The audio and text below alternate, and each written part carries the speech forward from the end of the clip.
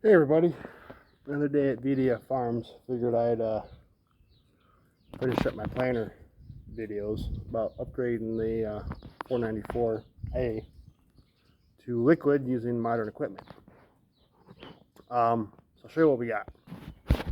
So I got hooked to the Massey Harris 22 with a fused power port, and that goes up to the control box, which is attached by magnets. So this is all on, which gives me an indicator light, pump on. So that comes down to the hoses.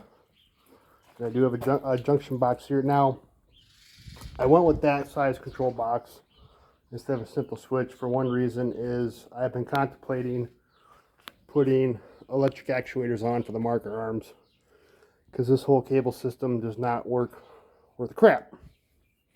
So if I do end up keeping this planter, if I do end up going to the electric actuators, I have a big enough control box. This is a trailer light wiring harness. There's plenty of cords in there, or plenty of wires in there to do what I want to do. So we go to there. This comes up into my pump. I'm just using an RV battery holder.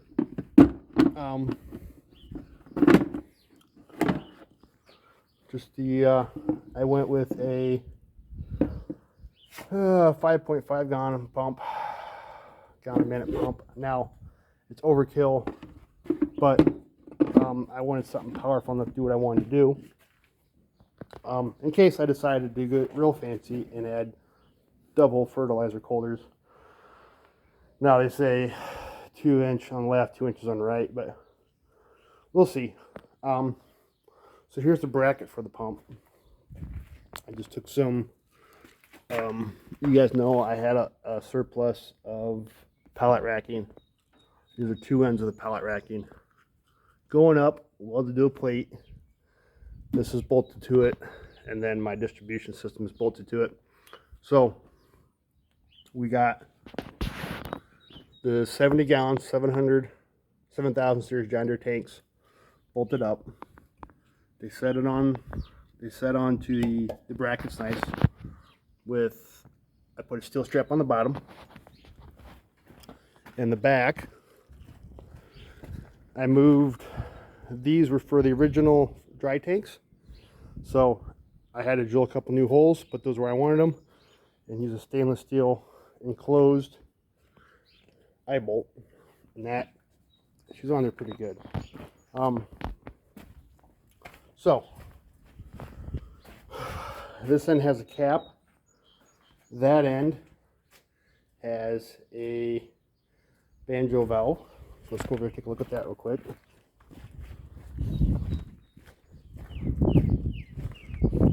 So I bought a piece of angle iron. Had to make a few alterations to the handle itself. It's fine. There's really no pressure on it. But I could have slid in that, mounted the banjo valve to that. Goes underneath, tees into here.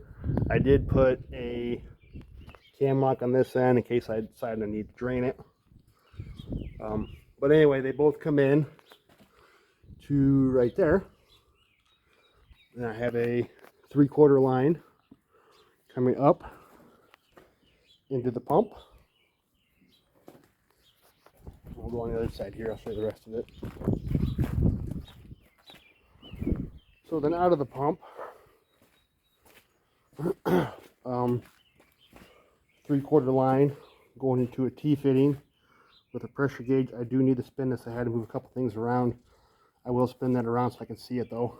The 3/4 into a T-fitting, into a pressure regulator, into a 3/4 inch hose to my pressure distribution, to 1/2 inch line. The 1/2 inch line comes around the back to a barb fitting, which is then put onto a crush fitting to a 1/4 inch stainless steel tube.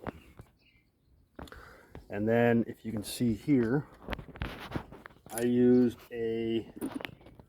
just a stainless steel hose clamp, drilled a hole into the coulter, and just bolted it onto there. Now these are pressure regulators, 2 psi pressure regulators. These are actually for fuel lines, but they work pretty good for what we're using them for. And I do have these on each line. So obviously with that set up, that's kind of hard to calculate the flow. Initially I was dumping 1 quart every 20 seconds with that particular setup, with it being reduced down. That's why I kind of refigure everything by the gauges. So AI math, this tractor could do about 3 miles an hour on the planter. So I calculated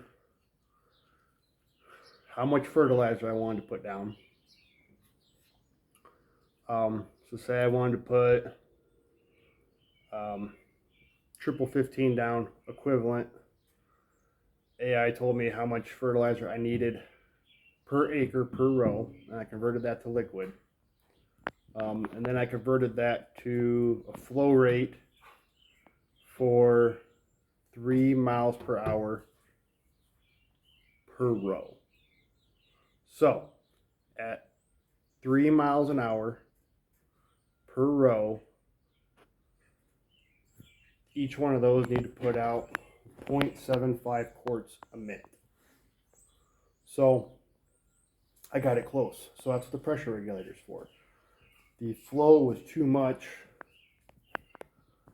I could not turn the pump down enough, and I didn't want to buy another pump. That thing wasn't really cheap. I think I paid 120 bucks on that pump. So I put the pressure regulator on there, and I was able to tighten the pressure regulator enough where I got it close. I got it down to a quarter minute. So probably a quarter more than what I need. I could probably play with it some more. But I think because I really haven't done a lot with this field, I'm sure it's going to be hurting on fertilizer. I'm not going to stress putting down a quarter of a quart more every minute. So that's the setup. I'm going to be planting here hopefully later on this week, given the weather. They're talking about another cold snap here coming up. It's been 60s, 70s, and 80s all week, and they're talking about getting down to 32 this weekend. So I'm hoping to plant tomorrow. That may have to wait till Monday or Tuesday, but I do got to get crops in this week. Next week I'm going camping, and that's kind of like the prime window. So we are currently April 20th something, 23rd. So I really do want to get them in. I do kind of want to get them in a little earlier because I do want to do winter wheat. So that'll give me time to get everything harvested, in the ground tilled, and do some more camping because gotta have fun, right? But anyway, there it is. There's a setup on the 494A with 7,000 John Deere 7,000 planter tanks, or fertilizer tanks on it. I'm really excited to see how this is going to work. I posted a video earlier about some issues I was having with the 494 with it spitting fertilizer out the side. Now, the 494A did come with a liquid option years and years and years ago. I'll be damned if I can find anything, any parts or any literature on how they ran their liquid fertilizer. So this is what I got.